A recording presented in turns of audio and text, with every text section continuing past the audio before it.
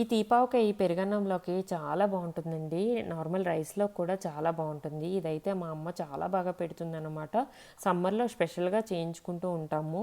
తీపావకాయ మా అమ్మ ఎలా పెడుతుందో మా అమ్మ స్టైల్లో చూపిస్తానండి ఈరోజు. చాలా బాగుంటుంది, మీరు ట్రై చేయొచ్చు. తీపావకాయకి ఇలా కలెక్టర్ కాయలు తీసుకోండి. ఇవి కొన్ని ప్లేసెస్లో కలవటేరు కాయలు అంటారనమాట. 50 కాయలకైతే ఇప్పుడు చెప్తానండి మెజర్మెంట్తో సహా.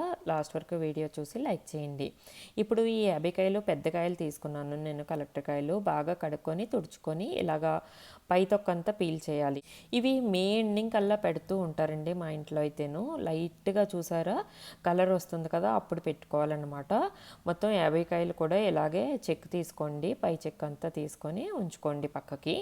ఈ తీపావకాయని ఎప్పుడు సమ్మర్లో పెట్టుకోవాలండి. మంచి ఎండ ఉండాలన్నమాట. వర్షాలు పడినప్పుడు అస్సలు పనిచేయదు. ఇప్పుడు ఆ కాయలన్నిటిని ఇలా ముక్కలుగా కట్ చేసుకోండి. పొడవుగా కావాలంటే పొడవుగా, పొట్టిగా కావాలంటే పొట్టిగా. మేమైతే మా ఇంట్లో ఇలా పొడవుగా కట్ చేసుకుంటాము. ఇంత దలసరిగా కట్ చేసుకున్నా మనం ఎండపెట్టేసరికి సన్నగా అయిపోతాయి. సో సన్నగా అయితే కట్ చేసుకోకండి. ఇప్పుడు ఈ ముక్కలన్నింటినీ ఒక టబ్లో వేసుకొని ఒక డబ్బాలో వేసుకొని 1.5 స్పూన్ పసుపు, 3 సార్లు ఉప్పు పడుతుందండి, కళ్ళుప్పు. 50 కాయలకి వేసుకొని బాగా కలుపుకొని మెదుపుకొని అలాగా మూత పెట్టేసుకొని ఉంచేసుకోండి. మధ్యలో ఒక రోజు అంటే కోసిన రోజు మర్నాడు ఉంచేసి అలానే మూడవ రోజు ఇలాగా ఊట పిండుకొని తీసేసుకోవాలన్నమాట. ముక్కల్ని గట్టిగా 2 చేతులతో గట్టిగా నొక్కితే ఊట బయటకు వచ్చేస్తుంది. ఇప్పుడు ఊట సపరేట్గా, ముక్కలు సపరేట్గా ఎండపెట్టుకోవాలి. 2 రోజులు ఊట ఎండపెట్టుకొని లోపల పెట్టేసుకోండి. మరీ ఎండిపోకూడదు అనమాట, ఎందుకంటే ఊట చాలా ముఖ్యం. అండ్ ఇక్కడ ముక్కలు అయితే 3 రోజులు ఎండపెట్టుకోండి, సరిపోతుంది మంచి ఎండలో. ముక్కని ఇలాగ బెండ్ చేస్తే బెండ్ అవ్వాలన్నమాట. అందాక అయితే ఎండపెట్టుకోవాలి. ముక్క విరిగిపోకూడదు. విరిగినంత వరకు ఎండపెడితే మాత్రం అస్సలు పచ్చడి బాగుండదండి. ముక్కలన్నీ ఎండిపోయాయి. ఇప్పుడు ఊట కూడా ఎండిపోయింది. ఊట మాత్రం చాలా కావాల్సి ఉంటుంది మనకి, పారపోసేయకండి. తర్వాత అవసరం ఉంటుంది అప్పుడు కలుపుకోవడానికి ఉంటుందన్నమాట. ఒక డబ్బాలో పెట్టి స్టోర్ చేసుకోవచ్చు. ఓట ఎన్ని రోజులైనా ఉంటుంది. ఇదంతా 50 ముక్కల ఓట అన్నమాట.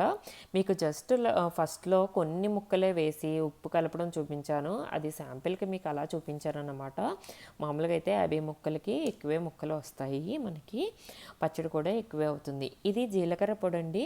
జీలకర్ర 100 గ్రాములు తీసుకొని దోరగా వేయించి ఆ పౌడర్ అయితే చేసుకొని పక్కన పెట్టుకోండి. మెంతులు కూడా 50 గ్రాములు దోరగా వేయించి అది కూడా పొడి చేసి పక్కన పెట్టుకోండి. కారం మనకి 1/2 కేజీ అవసరం ఉంటుందండి. కారం మనం 3 మ్యాంగో కారం ఎలాగా పచ్చావకాయలకి అది వాడతాం కదా, ఆ కారం సరిపోతుంది. ఇప్పుడు ప్రాసెస్ చూద్దామండి. తీపావకాయ ఎలా కలుపుకోవాలో చూద్దామన్నమాట. పెద్ద గిన్నె తీసుకోండి, కలుపుకోవడానికి ఈజీగా ఉంటుంది. అందులో 4 కేజీల బెల్లం ఇలా తురుముకొని వేసుకోండి. ఇందులో ఇప్పుడు 4 వెల్లుల్లి వలుచుకొని వేసుకోండి. వెల్లుల్లి గుడ్లు అంటారు కదా, అవి అయితే వేసుకోండి. చెప్పాలంటే ఈ ఆవకాయలో అన్నీ మనకి మంచి ఇంగ్రీడియంట్స్ అండి. వెల్లుల్లి, మెంతులు, జీలకర్ర, బెల్లం. సో హెల్దీ కూడా ఈ ఆవకాయ అనేది. ఇందులో ఇప్పుడు వెల్లుల్లిపాయలు వేసాం కదా, జీలకర్ర పొడి కూడా వేసేసుకోండి, మెంతుల పొడి కూడా వేసేసుకోండి. అన్ని పొళ్ళు యాజ్ టీజ్గా ఎలా చెప్పానో అలా వేసేసుకోండి. కారం కూడా వేసుకోండి. ఇప్పుడే 1/2 కేజీ అయితే కారం పడుతుందండి, అంతకన్నా ఎక్కువైతే పడదు. మేమైతే 3 మ్యాంగో కారం వాడుతున్నాం ఇక్కడ. 1/2 కేజీ. మా అమ్మ అన్ని చేతి కొలతలతోనే వేస్తుంది, ఏది మెజర్మెంట్ తీసుకొని వేయదనమాట. చేతి కొలతలే ఆమెకి తెలిసిపోతుంది అనమాట. ఇప్పుడు అన్నీ కలిపేసుకోండి. కారం అన్నీ వేసుకున్నాక అన్నీ కలిపేసుకోండి. మనం ఇప్పుడు ఈ తురుముకున్న బెల్లాన్ని మెత్తగా ఏమీ చేయవసరం లేదు. అది ఊరుతున్న కొద్దీ మనకి కలిసిపోతుంది అనమాట. ఇందులో సన్ఫ్లవర్ ఆయిల్ కానీ పీనట్ ఆయిల్ కానీ వేసుకోండి. ఇది 250 గ్రాములు అయితే సరిపోతుందండి. ఆయిల్ అనేది జస్ట్ స్టవ్ మీద పెట్టి వెంటనే తీసి వేసేసుకోండి. బాగా వేడవసరం లేదు, జస్ట్ వామ్ అయితే సరిపోతుంది అనమాట. ఇలా ఆయిల్ వేసుకొని చక్కగా అంతా కలిపేసుకోండి. ఇప్పుడు ఓట రెడీగా ఉంది. పసుపు వేసాం కాబట్టి పసుపు కలర్లో ఉంది ఓట.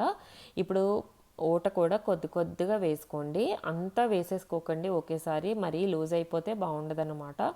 ఓట వేసుకున్నప్పుడు మనకి బెల్లం అందుతూ ఉంటుంది కదా, దాన్ని అక్కడ చేత్తో నొక్కుకుంటూ ఇలా కలుపుకుంటూ ఉండండి.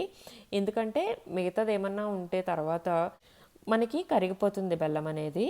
సో మనము తర్వాత మళ్ళీ తిరిగేస్తాం పచ్చడిని. ఆ రోజైతే మళ్ళీ కలుపుకోవచ్చు చక్కగాను.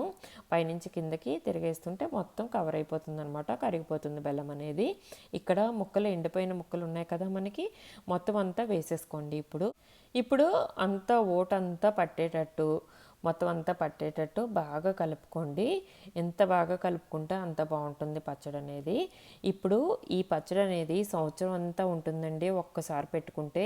దీనికి ఫ్యాన్స్ ఎంతమంది ఉన్నారు తెలుసా మా అమ్మ పెట్టే పచ్చడికి.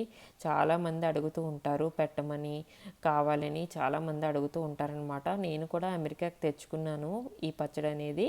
ఇంకా కొత్త పచ్చడి అయితే నా దగ్గర వరకు రాలేదు, లాస్ట్ ఇయర్దే ఇంకా యూజ్ చేస్తున్నాను. అంత బాగుంటుంది, ఫ్రెష్గానే ఉంటుంది ఎన్ని రోజులైనా. ఈ తీపావకాయ పెరుగన్నంలోకి చాలా బాగుంటుందండి. పిల్లలు కూడా చాలా ఇష్టంగా తింటారు ఈ పచ్చడి అయితే మాత్రం.